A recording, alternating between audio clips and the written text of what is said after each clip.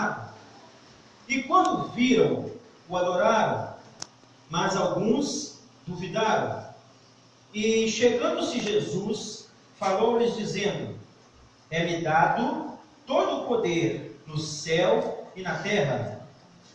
Portanto, ide, ensinai todas as nações, batizando-as em nome do Pai, do Filho e do Espírito Santo, ensinando-as a guardar todas as coisas que eu vos tenho mandado.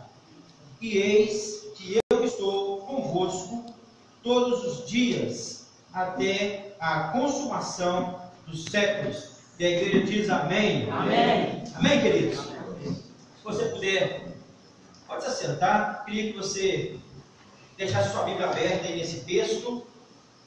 Nós pudéssemos orar nessa hora. Feche os olhos. Pai, nós estamos aqui nessa noite, um culto de domingo, um culto de celebração ao Senhor, aonde eu tenho a certeza absoluta que todos que aqui estão não saíram da sua casa em vão, não saíram da sua casa para ouvir um homem falar, porque de mim mesmo eu não tenho absolutamente nada, meu Deus, para falar. Nós dependemos do Senhor, do seu Santo Espírito, a ministrar no nosso coração, não o que nós queremos ouvir, mas o que precisamos ouvir da parte do Senhor. O Senhor, certa feita, falou para os discípulos para examinar as Escrituras, porque vós julgais ter nela vida eterna, e são elas que testificam de mim. O Senhor ainda disse que vai passar os céus e a terra, mas as tuas palavras jamais irão passar. Por isso nós confiamos no Senhor e te pedimos, Espírito Santo, que o Senhor venha tirar toda a ansiedade, preocupação, e que nesse momento nós possamos estar atentos a ouvir a tua voz, que é doce e que nos consola, exorta, edifica e traz transformação na nossa vida. Eu oro nessa hora no nome do Senhor Jesus, e você concorda, diz amém. Amém. Maravilha, queridos. Falarmos do Evangelho é falarmos das boas notícias, das boas novas. A palavra Evangelho significa justamente isso: boas notícias, boas novas. E nós estamos aqui para falar dessa palavra maravilhosa que é a palavra de Deus, o Evangelho. Que nós podemos estar aqui na cidade de Contagem, no estado de Minas Gerais, no Brasil, ou podemos estar lá onde nós vivemos, no Algarve, no sul de Portugal, lá no continente europeu, ou podemos estar na África, podemos estar na Ásia, ou podemos estar em qualquer outra parte dos mais de 200 países da face da Terra, que nós estaremos utilizando essa palavra de vida, que é a palavra de Deus, que é a Bíblia Sagrada. Ela jamais volta vazia. E eu acho tão interessante que o poder da palavra, ela é revelada a nós através do Espírito Santo, que ele mesmo disse, Jesus disse que nós não podemos convencer ninguém. Eu costumo brincar, os amados aqui, os irmãos, os líderes aqui da casa do Senhor, que são casados, sabem disso. Muitas vezes nós não conseguimos convencer nem a nossa esposa a algo. Eu falo aqui por mim mesmo. Às vezes eu falo para a filha: olha, o que você acha disso? Bom, então, por quê? Porque nós sabemos que o único capaz de convencer o homem é o Espírito Santo. Você não pode convencer ninguém. Por mais que você fale para uma pessoa, se o Espírito Santo não agir, não intervir, não vai acontecer absolutamente nada. Não é verdade? E quando nós lemos esse texto no Evangelho de Mateus, no capítulo 28, nós falamos da grande comissão. E falar da grande comissão, eu recorri ao dicionário Aurélio, e ele diz o seguinte: comissão. O que significa comissão? É o mandato atribuído por um juiz para que alguém desempenhe uma função. Isso é comissão. Ou seja, uma pessoa que tem autoridade, ela dá uma comissão, que aquelas pessoas que são subordinadas a essa missão, elas vão fazer o quê? Elas vão obedecer e vão cumprir, vão executar a missão que elas receberam. Quantos aqui receberam a missão de Jesus? Diz amém. Amém. Graças a Deus que todos nós aqui temos esse entendimento, que nós recebemos uma missão do juiz, do supremo juiz, do Senhor, do Deus vivo. E ele disse aqui, nesse texto que nós lemos, eu queria que você deixasse sua Bíblia aberta, no capítulo 28, no versículo 16, aqui nós estamos falando, literalmente, do Evangelho de Mateus, que termina com Jesus encontrando quem? Os discípulos dele. Ele encontrou os discípulos na Galileia. E ali nós entendemos que foi um encontro cheio de emoções. Por quê? Porque você já teve, não sei se você já teve a experiência de visitar uma pessoa no hospital, que ela de repente estava ali, desenganada pelos médicos, e os médicos mesmo falaram que não teria mais tempo, ou alguns meses ou semanas de vida. Aquela pessoa, as palavras dela, muitas vezes são carregadas de quê? De emoção, carregadas de um sentimento. Muitas vezes você ouve a pessoa se despedindo, falando para você: olha, cuida do meu filho, cuida de ciclano. Eu já tive uma experiência de passar por isso, e eu creio que alguns irmãos também. E esse encontro de Jesus com os discípulos, eu imagino que foi dessa forma, porque Jesus, ele estava ali deixando para os discípulos algo, uma mensagem, uma direção do que eles deveriam fazer. E olha aqui no versículo 16 o que ele diz: e os 11 discípulos partiram para Galileia, para o monte que Jesus lhes tinha designado. Acompanha comigo. Versículo 17. E quando viram, o adoraram. Mas alguns, o que aconteceu? Duvidaram. Repete comigo, Duvidaram. E até hoje não é diferente. Muitas pessoas, quando elas ouvem a respeito do Evangelho, ouvem a respeito de Jesus, muitas vão adorar a Jesus, vão reconhecer que Jesus é o Messias, mas outras vão fazer o quê? Vão duvidar. Você já teve a oportunidade de você falar para alguém a respeito de Jesus, e essa pessoa falou assim: ah não, mas isso aí é coisa do passado, isso foi lá 2000 anos atrás. Não, para hoje, pelo século 21, na era da tecnologia, onde nós temos tanto acesso à informação, esse negócio de Bíblia, esse negócio de igreja, isso está passado. Isso não é para pessoas fanáticas, pessoas incultas, pessoas que não têm acesso ao estudo, a uma universidade. Quantos já ouviram falar disso? Com certeza você já ouviu. Nós ali em Portugal ouvimos muito, porque eu creio que os irmãos sabem disso, que Portugal é um país que colonizou o Brasil. E o Brasil tem 500 anos, aliás, 516 anos, porque segundo a história, ele foi descoberto por Pedro Álvares Cabral em 1500. E nós estamos em 2016. Então Portugal, ele não só o Brasil, mas muitos outros países, como Angola, Cabo Verde, Moçambique, Timor-Leste, São Tomé. Então esses países de língua portuguesa, que foi colonizado por Portugal, eles têm um legado também da mesma língua, mas também aquilo que Portugal fez, que eles levavam os jesuítas para ali catequizar as pessoas que viviam, como aqui no caso tinha os índios, eles fizeram isso.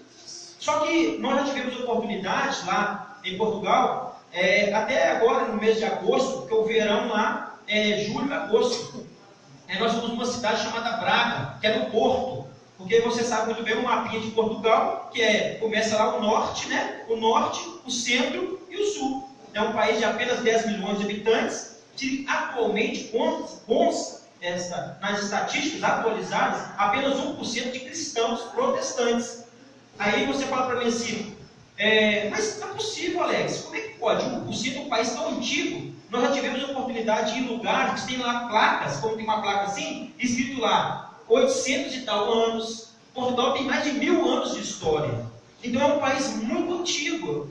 E, no entanto, quando se refere ao Evangelho de Jesus, há muita resistência. Porque eles entendem nós, evangélicos, como uma seita. Por quê? Porque está muito fortalecido na mentalidade o que nós entendemos, que é o catolicismo romano.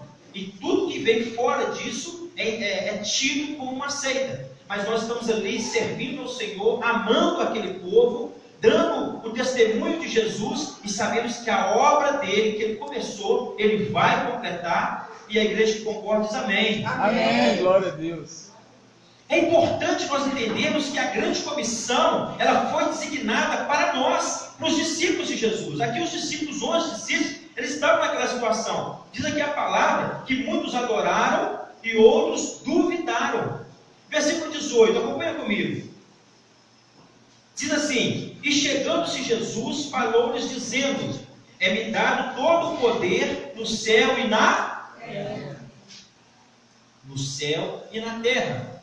E eu quero destacar aqui apenas 5 pontos bem objetivos com os irmãos. E o primeiro, que fala: a grande comissão, ela é grande em seu tempo. Ela é grande em seu tempo. O segundo ponto, eu vou falar que ela é grande em sua autoridade.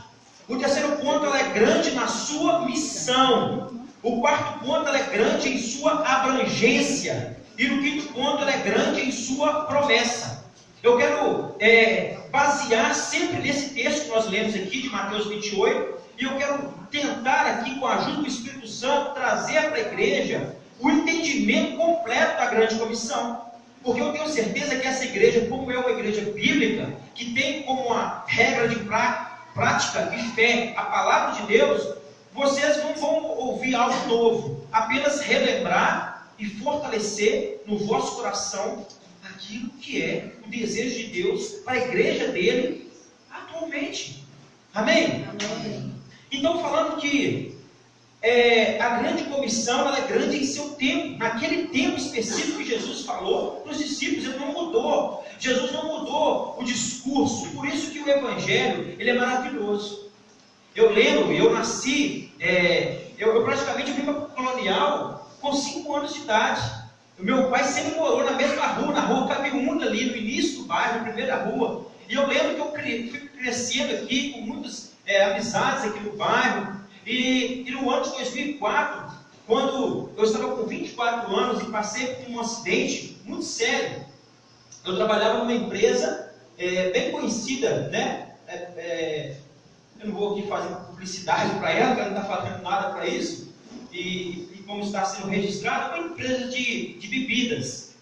E essa empresa, uma multinacional, nós fazíamos trabalho de atender vários clientes, em média 30 clientes por dia, e a minha função era essa. Eu lembro que eu estava ali no bairro Buritis, ali, eu fazia aquela região ali da Rádio Agabalha, até lá embaixo no bairro Betânia. Eu creio que os irmãos conhecem bem ali aquela região. E eu estava ali atendendo um cliente, estava ali como, tipo assim, eu estava aqui está o ponto do proprietário do comércio, e aqui estou eu, negociando com ele o pedido dele. Vou te mandar tantos refrigerantes, isso, aquilo, outro. De repente chegou duas pessoas para assaltar o comércio. O dono do comércio gritou assim: ladrão, ladrão. Ou seja, eu estou vendo tudo que está atrás dele e ele vice-versa. Quando ele gritou ladrão, eu estava assim, eu falei: ladrão aonde? Quando eu olhei para trás, 2 jovens. Eu imagino que não era nem de maior, deve ter uns 15 anos, o outro um pouco mais. Ele levantou a blusa, sacou uma arma e atirou a queima-roupa, pouca distância, como daqui no teclado. E aquele ali eu consegui dar 2 passos e cair no chão. Respiração muito ofegante, é uma experiência terrível, essa questão de quando a pessoa é baleada, porque acontece uma reação dentro do corpo humano, e te dá uma sede, a respiração ofegante. E eu lembro que minhas vistas começou a escurecer, e eles chamavam ali logo o SAMU, né? E eu só lembro que eu acordei já no hospital João 23, lá em BH. Aí foi feita ali a cirurgia, o médico falou para mim: jovem, como é que você chama? Eu falei: Alex. Alex, em 12 anos de ortopedia, eu nunca vi um caso como esse seu. Para você, isso aí era cadeira de rodas. Fraturou a sua costela e perfurou o seu pulmão. E aquilo ali eu fiquei muito abalado, mas a minha mãe já tinha semeado a palavra de Deus no meu coração. Mas como jovem, 24 anos, eu achava: não, isso é muito... Essas pessoas, elas não bebem, não saem, não namoram, não fazem nada, não, para mim não. Mas eu creio, queridos, claramente, abrindo aqui um parênteses para aplicar aqui na sua vida. Quando Deus tem um projeto, um plano na vida de uma pessoa, ninguém pode frustrar os planos de Deus, porque jamais pode ser frustrado os projetos de Deus para a vida de uma pessoa. Então, se você está evangelizando, se você tem orado com um familiar seu, um ente querido, uma pessoa, eu te encorajo nessa noite, em nome de Jesus, a você continuar orando, abençoando, porque com certeza o Espírito Santo está trabalhando naquele coração, e no tempo de Deus, essa semente vai frutificar para a glória dele. Você crê nisso? Amém. Glória a Deus. E foi isso que aconteceu. Eu fiquei ali internado, fiz a cirurgia, voltei para casa depois do tempo, E no passar do tempo ali em casa, eu lembro que ela levou lá um missionário na minha casa, lá onde eu morava, e ele começou a falar para mim do plano de Deus. E eu comecei a questionar, por que esse negócio de relação sexual só após o casamento, e esse negócio de dar dinheiro para a igreja, tudo que eu tinha de dúvida, eu botei no papel. E ali, aquele servo de Deus, ele sentou na minha cama lá um dia, e começou a descortinar tudo, mostrando dentro da palavra. E meu irmão, eu te digo uma coisa, a Bíblia diz que a fé vem pelo ouvir, e ouvir a palavra de Deus. Quando a palavra de Deus ela é lançada, diz a Bíblia em Isaías 55 que ela jamais volta vazia, mas ela antes cumpre o propósito para o qual ela foi enviada. E eu lembro claramente que eu estava ali muito embaixo, porque eu estava na recuperação muito delicada, e eu lembro que ele falou assim, olha, Jesus quer mudar a sua vida, transformar o seu coração, mas você precisa fazer uma aliança com Ele. E ali, numa noite de madrugada, eu fiz essa oração, eu falei, Jesus, se o Senhor muda mesmo a história do ser humano, eu prometo que vou servir o Senhor pro resto da minha vida. Mas me tira dessa situação de coitadinho. Eu lembro amigos, né, que iam me visitar, falaram, Alex, mas você está amarelo, você está barbudo, você emagreceu muito. Meu irmão, eu perdi quase 12 quilos em menos de 15 dias. Aí você fala assim, como é que pode? Porque foi hemorragia interna, uma situação muito complicada. E naquele momento de dor, eu recebi do Evangelho, a palavra de Deus foi fortalecendo dentro do meu coração. E eu lembro que eu ia ficar no mínimo 3 meses de cama, sem poder ter muito acesso ali a andar. E com menos de 20 dias, eu comecei a dar uns passinhos ali, e eu comecei a ir para a casa do Senhor, e alimentando a palavra, e Deus foi fortalecendo. Aí, resumindo aqui bem, que eu quero saber o objetivo. Deus abriu uma porta, eu prestei vestibular, eu tinha formado o 2º grau já há 5 anos, eu não quero saber estudar mais e tal. E aí voltei, e quando Deus ele começa a trabalhar na vida do ser humano, os sonhos que estão mortos, Deus ele dá vida a ele dá projetos novos, e Ele colocou no meu coração para voltar a estudar. E aí eu prestei vestibular, Deus abriu a porta, passei, e na universidade eu conheci, ali a gente começou na hora do intervalo, da faculdade, nós tínhamos um tempo de oração, e eu ali recém-convertido ia ali para aprender, Valdir. E ali ouvindo a palavra, aquela questão toda, até com o Alexandre, aquele rapaz que você conheceu, ele que liderava ali aquele trabalho. E ali um dia, eu estava orando a Deus, Senhor, eu não quero mais esse negócio de ficar namorando, eu quero uma esposa. Eu estou com 24 anos, e para servir o Senhor como deve, não dá para ficar ali, namora ali, é algo sério. E ali eu conheci essa mulher abençoada ali, e Deus abriu a porta, nós namoramos, noivamos e casamos com 10 meses. E esse é um pouco do testemunho que Deus fez. E aí depois de alguns anos, 3 anos, nós fomos enviados para Portugal, estamos servindo o Senhor lá, vai completar agora 6 anos. E retornar ao Brasil, partilhar a palavra, principalmente no mesmo bairro que eu morei, para mim é uma alegria imensurável. Os irmãos não têm noção que o meu coração está muito alegre aqui nessa noite. E me falaram disso, da grande comissão. Então ela é grande em seu tempo. O segundo ponto, ela é grande em sua autoridade. Olha comigo aí Mateus 28, 18, o que diz? E chegando Jesus, falou-lhes, dizendo, é-me dado todo o poder no céu e na terra. Jesus recebeu toda a autoridade na terra e toda a autoridade no céu. Irmãos, é tão tremendo quando nós temos esse entendimento claro. Eu costumo dizer que aquilo que eu não tenho entendimento não funciona na minha vida. Não adianta, por exemplo, eu chegar aqui para o Tiago, para o Felipe e falar assim, olha Tiago, Felipe, aqui está a chave do carro. O tanque está cheio de combustível, pode pegar ali. Eles vão fazer o quê?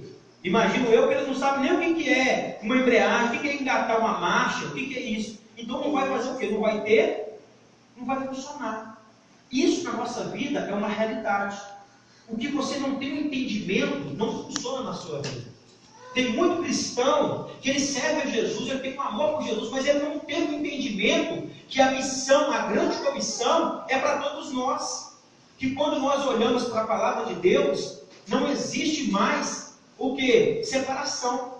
Você sabe muito bem que no Antigo Testamento, os pastores, eles sabem disso aqui, conhecem, que no Antigo Testamento, somente o sacerdote ele podia entrar no tabernáculo. Ou seja, somente ele podia levar a petição do povo para ali, para Deus. Porque o sacerdote, se ele estivesse em pecado ou alguma situação, ele era fulminado. E ali era amarrado, tipo uma cordinha na perna do sacerdote, ali próximo ali da veste dele. E se ele, em umas campainhas, e à medida que ele ia andando, as campainhas iam tocando no tabernáculo. E se parasse de fazer o barulho, aquele som das campainhas, era como se o quê? Ele não estava movimentando mais, ou seja, ele teria sido fulminado pela glória de Deus por não estar. E aí, como não podia ninguém entrar no seu sacerdote, eles puxavam a cordinha para o lado de fora, para tirar aquele homem que foi fulminado.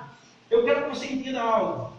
A Bíblia diz que no Novo Testamento, na Nova Aliança, Jesus rasgou o véu do templo de cima a baixo. O que é isso, Alex? Antigamente era só o sacerdote que tinha acesso. Mas quando Jesus veio, a Bíblia diz em 1 Pedro 2,9 que ele nos chamou de sacerdócio real. O que é isso? Todo crente em Jesus. Quantos aqui são crentes em Jesus? Amém. Você é um sacerdote diante do Senhor. Qual que é a base bíblica disso, missionário? 1 Pedro capítulo 2, versículo 9, que diz: vós sois nação santa, povo adquirido por Deus, sacerdócio real. Um crente que arrependeu dos seus pecados, entregou a vida para Jesus, ele agora em Cristo, ele é uma nova criatura, ele é um sacerdote diante de Deus. Você pode orar pelas pessoas, você pode evangelizar, você pode anunciar a palavra de Deus, independente, porque no passado, o que era a mentalidade, Paulo? Não, somente o pastor, somente o missionário, somente o presbítero, somente aquela pessoa que pode fazer. E isso fez o quê? Retardou o processo de evangelização. Por isso, querido, eu quero que você tenha esse entendimento nessa noite, em nome de Jesus. Que você em Jesus, você pode anunciar a obra de Deus para todas as pessoas. Queridos, todos os dias, milhares de pessoas estão indo para a eternidade afastada de Deus. E hoje a gente estava na casa do meu sogro ali, Betinho, a gente estava falando sobre isso, na questão de morte. Aí a gente estava falando sobre isso, que na conversa, né, uns falando assim, mas o inferno é aqui na terra mesmo. Aí outros falando, eu não acredito que vai ter céu, isso é coisa inventada. E aí eu estava falando assim para eles, olha, eu respeito a vossa opinião, mas a palavra de Deus, ela diz, em Hebreus capítulo 9, versículo 27, que ao homem está ordenado a morrer uma única vez, segue-se após isso o juízo. E a decisão nossa de passar a eternidade com Deus, ou a eternidade afastada de Deus, é somente quando nós estamos vivos. Porque depois que morreu, querido, não adianta levar flores bonitas, não adianta acender vela, não adianta mais nada disso. Pode fazer, porque as pessoas têm esse hábito de fazer, é como se fosse uma honra. Mas, querido, eu quero dizer uma coisa: somente quando nós estamos vivos. Sabe por quê? Porque a morte sela o destino da alma. Se você entregou a vida para Jesus, eternamente com Cristo. Se a pessoa rejeitou Jesus, eternamente afastada de Cristo. Aonde a Bíblia chama de inferno. É interessante que tem uma parábola que um certo homem ele queria evangelizar depois que ele estava nesse lugar. E a resposta para ele foi: olha, existe um abismo, quem está aqui não passa para lá e vice-versa. Se eles não ouviram os profetas, muito menos vai ouvir você. Então, queridos, hoje é o tempo. Fala comigo assim, hoje é o tempo de anunciar a palavra do Senhor. É hoje que é o tempo. Então a primeira, a grande comissão, ela é grande em seu tempo, ela é grande em sua autoridade, ela é grande em sua missão. Versículo 19. Estamos caminhando aqui para o fim. Para o que diz? Mateus, capítulo 28, verso 19. Portanto, ide, ensinai todas as nações, batizando-as em nome do Pai, do Filho e do Espírito Santo. Versículo 20. Ensinando-as a guardar todas as coisas que eu vos tenho mandado. E eis que estou convosco todos os dias, até a consumação do século. Então a grande comissão, a ordem foi para que nós viemos a fazer o quê? Discípulos. Irmãos, eu costumo dizer uma coisa. Pregar o Evangelho é desafiador, mas o desafio maior é fazer discípulo. Porque você sabe, eu tenho certeza que você sabe, que a igreja considerada igreja dos desviados é maior do que a igreja dos que estão firmes na fé. Você sabia dessa informação? Se você fazer visita, eu tenho certeza que alguns irmãos aqui já teve essa experiência. Eu tive a oportunidade várias vezes de ir em casas de recuperação de toxicodependente, em presídios, em cadeias, e você vai conversar com uma pessoa, aí você pergunta o nome dela, Débora. Ela fala assim para você, o nome dele: Ezequiel, Jeremias, João, Paulo, ou seja, Isaías, só nome de profetas bíblicos. Por quê? Porque os pais eram cristãos e quiseram honrar a Bíblia e colocar o nome dos discípulos, ou seja, o nome bíblico, como nós colocamos nos nossos filhos, né? A Radassa, que é o nome da Esther, e o Miguel Jonatas, que é o nome também de servos do Senhor. Então, aí você fala assim: mas Alex, como é que pode? Essas pessoas todas presas, elas conheceram a palavra. Muitas vezes a mãe e o pai levavam para a igreja, mas não foram muitas vezes discipuladas. Né? Não generalizando, existem casos e casos, mas muitas vezes, eu costumo dizer uma coisa: quem entra no McDonald's não se torna Big Mac, e quem entra na igreja não vira cristão. Entendeu? Porque é muito mais do que vir no templo, é uma entrega, uma renúncia, é um sacrifício. Porque nós estamos literalmente, quando nós cremos nessa palavra como a regra de prática e fé, como a palavra de Deus para a nossa vida, para nos balizar, por bússola, ou nós estamos aqui andando simplesmente para perder o nosso tempo.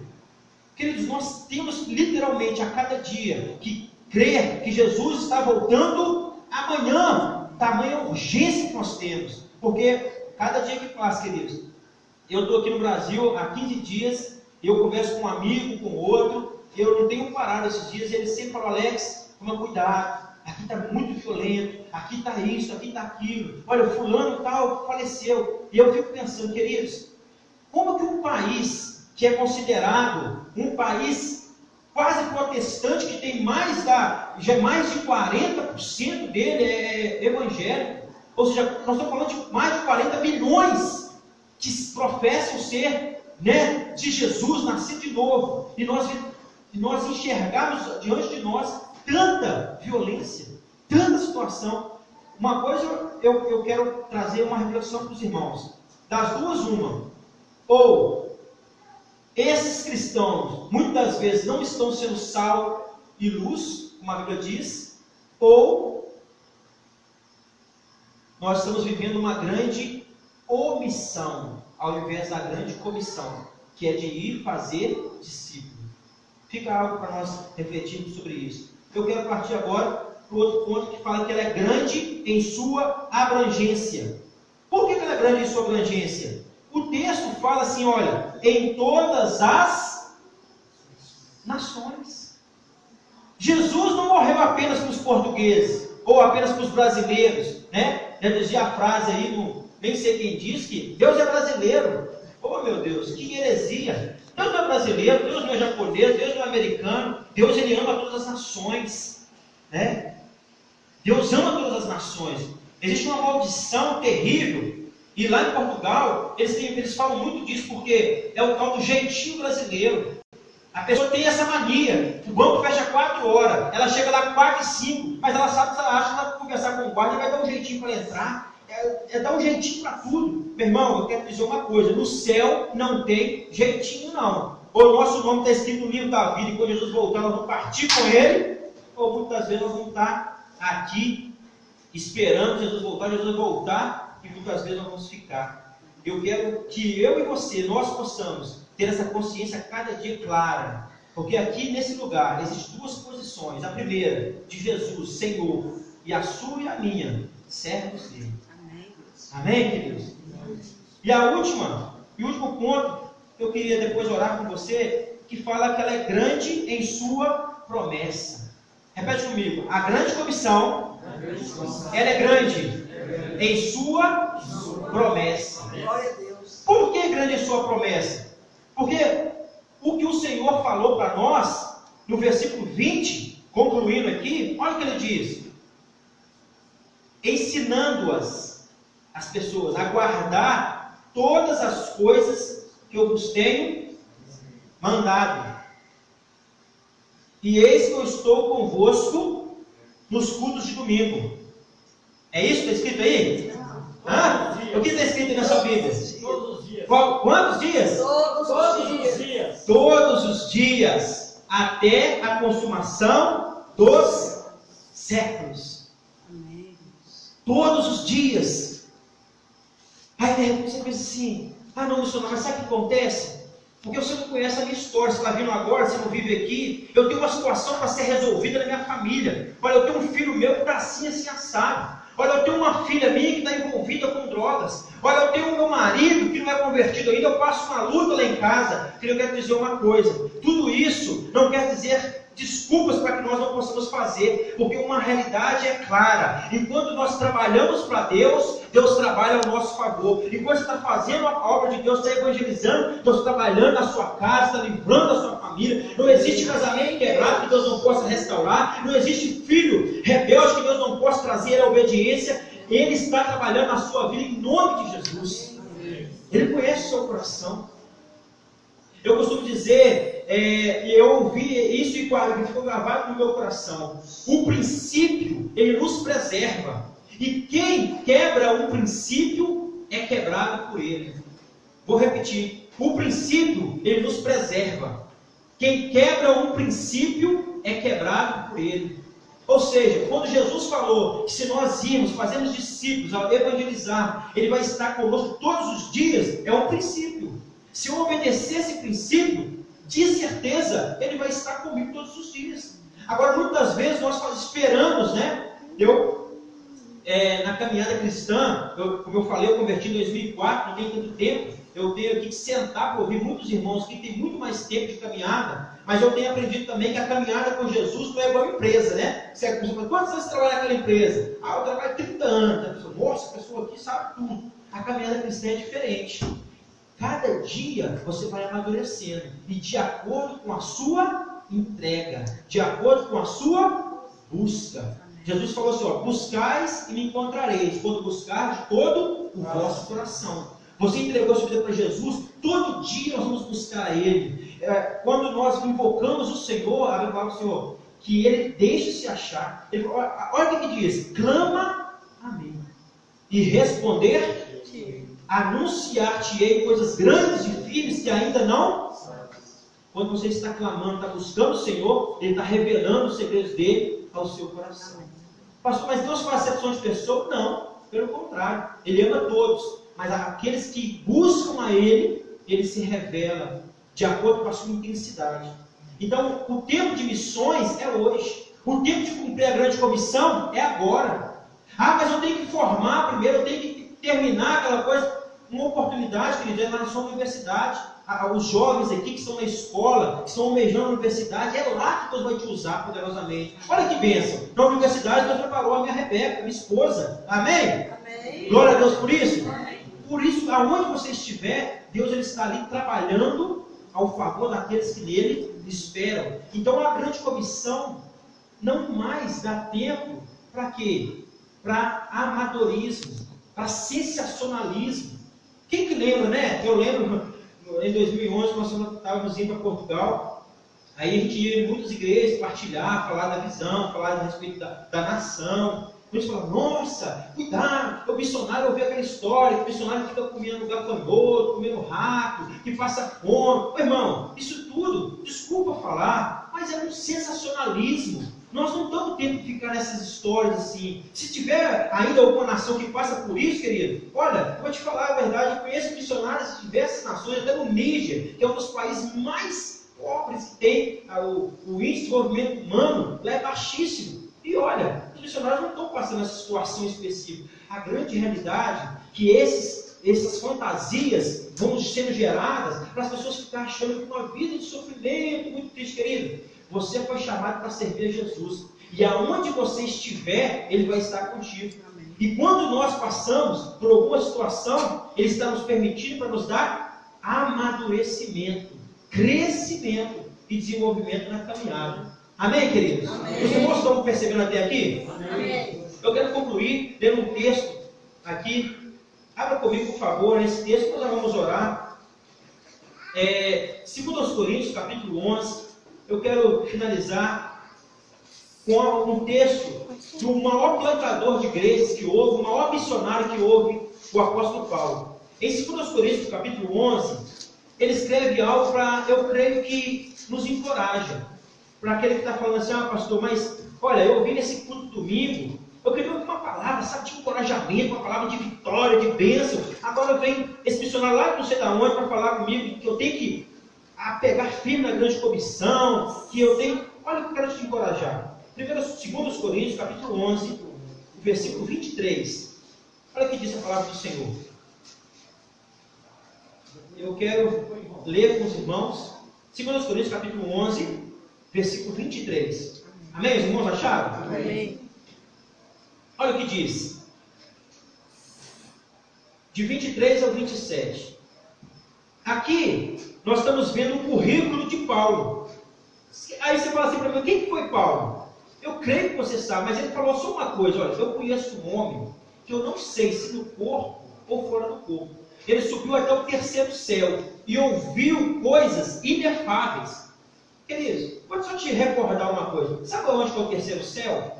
O 1º céu é chamado de atmosfera, onde estão os aviões, onde está aí. O 2º céu é chamado onde que é a batalha espiritual, aonde na oração de Daniel e a resposta dele não veio, depois de tanto tempo que ele estava orando, 21 dias, mas o príncipe da Pérsia lutou, contendeu com Gabriel, que é o mensageiro de Deus, e Deus mandou reforço e trouxe resposta. O 2º céu é esse céu, onde acontece a batalha espiritual. O 3º céu é literalmente aonde Deus está, aonde está o Deus vivo. Então, este homem que nós estamos lendo o currículo dele aqui, foi esse aqui, o apóstolo Paulo, que ele é tão tratado pelo Senhor, que ele falou em 3ª pessoa, ele não falou que era ele, ele falou, eu conheço um homem, mas ele está falando ali dele mesmo. Aí olha o que ele fala aqui no versículo 23, até o versículo 27. São ministros de Cristo, falo como fora de mim. Eu ainda mais. Aí, ele começa aqui a relatar. Em trabalhos, muito mais. Em açoites, mais do que eles. Em prisões, muito mais. Em perigo de morte, muitas vezes. Recebi dos judeus 5 quarentenas de açoite, menos uma. Verso 25. 3 vezes fui açoitado com vara. 1 vez fui apedrejado. 3 vezes sofri naufrágio. 1 noite e 1 dia passei no abismo. Em viagens muitas vezes. Em perigos de rios. Em perigo de salteadores. Em perigo dos da minha nação. Em perigo dos gentios. Em perigos na cidade. Em perigos no deserto. Em perigos no mar. Em perigo entre os falsos irmãos. Em trabalhos e fadiga. Em vigílias muitas vezes. Em fome. Em sede. Em jejum, muitas vezes, em frio e nudez. Além das coisas exteriores, me oprime cada dia o cuidado de todas as igrejas. Amém? Amém. Olha o que esse homem deixou o currículo para nós. Aí eu te faço uma pergunta. Algum de nós aqui, irmãos, passamos pelo menos por 10% do que ele passou? Quem passou, levanta a mão para eu quero te conhecer agora. Irmão, é claro que não. Você fala assim, olha, eu vou te falar uma coisa, irmão. Passar fome, só quando o almoço atrasa lá em casa. Você não passa, querido. Desafios como esse homem passou, e no final, aí você fala assim, e o final dele? Ele falou assim, olha, lá em 2 Timóteo, ele termina falando assim, capítulo 4, versículo 7. Combati o bom combate, completei a carreira, e fiz o quê? Guardei a fé. Guardei a fé. E essa é a minha oração por essa noite no seu coração. Que Deus nos possa dar esse testemunho do apóstolo Paulo. Que você possa cumprir a grande comissão evangelizando. Oxalá que eu estou aqui nessa noite para partilhar essa palavra e Deus gera no coração da liderança o desejo de plantar uma igreja lá em Portugal. Oxalá que Deus desperte no coração um desejo de fazer algo além de mais que eu já sei que você já faz, e glória a Deus por isso. Mas, queridos, eu quero te dizer uma coisa. Nós estamos aqui no contexto de 40 milhões de evangélicos. Eu falei com a minha esposa, eu estou vindo de Betim. Eu falei, amor, não tem que parar para tirar foto, mas a gente está em cima do horário. Eu vi que uma igreja, eu acho que, eu até falei para ela, amor, como é que pode? Uma igreja do lado da outra. Se for o mesmo horário do culto, pode fazer um louvor só que der para os dois cultos. Eu falei, se Jesus, você pode andar lá, meu irmão, 100 quilômetros, você não vai ver nenhuma igreja evangélica. Você está falando de um país que tem a mesma língua portuguesa. Se é um país que você fala assim, eu quero ir para lá, é muito difícil, então. Você vai no PSIL ali tirar um passaporte, comprar o seu bilhete e vai chegar lá com 9 horas de voo. Aí você fala assim, mas Alex, o que mais? Meu irmão, o desafio está aí, a proposta está aí, mas muitas vezes nós, mas Senhor, eu preciso que Deus trabalhe na minha vida. Eu preciso que Deus, querido, se você quer que Deus te mostre tudo que Ele vai fazer na sua vida, e você fala, eu vou ficar parado, eu já vi crente, eu sei que aqui não tem desses não. Ele falou assim, missionário, é o seguinte, Deus tem que me falar tudo que Ele vai fazer, qual é o próximo passo, tudo certinho, porque senão eu vou ficar aqui esperando. Sabe o que eu falei para ela? Minha irmã, em nome de Jesus, com muito amor eu te falo, compra adubo, coloca no seu pé, que eu acho que vai dar até raiz. Vai ficar plantadinho ali, sabe por quê? Deus não trabalha dessa forma. A Bíblia diz que o justo vive por fé. Você dá um passo, Deus te mostra o outro. E você sabe muito bem, estava lá, eu nem sei o tempo, vamos terminar agora. Moisés, irmãos, eu poderia citar aqui tantos textos do homem esperando, mas Deus ele agiu de acordo, Deus reagiu de acordo com a ação do homem. Estava lá diante do Mar Vermelho, o povo atrás lá reclamando, murmurando, nós saímos lá do Egito para morrer aqui, e agora? O que Deus falou com ele? Toca nas águas, diga ao povo que marche. A partir do momento que ele agiu a fé, Deus operou o milagre. Aí hoje nós estamos vivendo um tempo, queridos, meu Deus, me ajude. Eu vivendo um tempo que as pessoas estão assim, eu estou esperando um milagre acontecer na minha vida. Não, Deus tem que me curar, Deus tem que restaurar. Meu irmão, esses crentes, eu chamo de crente sinestésio. O que é o crente sinestésio? Ele vive só por sentimento. A Bíblia fala que nós não vamos chamar de viver por sentimento, para viver por fé. Não pode viver por vista, mas viver para aquilo que nós cremos. Pastor, mas como é que é? Você saiu daqui há pouco tempo, e aí agora, irmão, nós pastoreamos uma igreja lá em 4 anos, num lugar que não tinha igreja nenhuma, no sul de Portugal. Hoje, caminha com a gente lá, já chegou a ter quase 40 pessoas, mas agora tem menos, tem umas 25, 30 pessoas. Por quê? Porque muitas vezes os brasileiros que estavam lá, no auge da crise, eles fizeram o quê? Não, agora o Brasil é que está bom, a crise está assolando aqui a Europa. Aí eles compraram o bilhete e vieram embora. Aí passou os anos, eu estou vendo, eu estou atento ao que está acontecendo, a crise bateu aqui no Brasil. Aí eles estão assim, não, Deus está me direcionando para voltar lá para Portugal. Meu irmão, por favor, nós estamos de brincadeira? Ou Deus é, ou Ele não é. Se Ele está, eu cheguei em Portugal em 2011, no auge da crise. Até o Breno, meu irmão, você, por ver da sua passagem, você tem que comprar passagem de ida e volta, né, no início. E volta nela, porque aqui está, irmão, nasceu o nosso casal de filhos lá. Isso aqui é para a glória de Deus, não tem nada a ver comigo, sou um pecador, preciso da misericórdia como você. Mas nossos 2 carros que nós tivemos lá, foram pessoas de lá, portuguesas, que falaram assim, olha, missionário, eu estou aqui, estou vendo que você e a sua esposa está grávida, estou vendo a realidade, Deus me mandou, está aqui, a chave e o documento. Irmão, pessoas assim que a gente nem conhece, chegar lá em casa assim um dia, assim, o Senhor tem misericórdia, chegar lá com sacolada de compra lá em casa. Aí eu te falo, meu irmão, nós estamos aqui com um cara que está passando fome, está passando luta no desafio. Não, porque Deus, Ele te chama, Ele sustenta, Ele capacita. Não fica esperando o plano todo formatadinho que vai acontecer. Ô pastor Raimundo, como é que vai ser o meu salário? Meu irmão, Deus vai te honrar de acordo com o que você dá o passo de fé, porque Ele é um Deus que Ele chama, Ele capacita e Ele sustenta. Amém, queridos? Amém, Eu queria orar com você nessa hora, você deve ficar nos seus pés, em nome de Jesus. As preciosas do louvor, se puder fazer aquele fundo ali.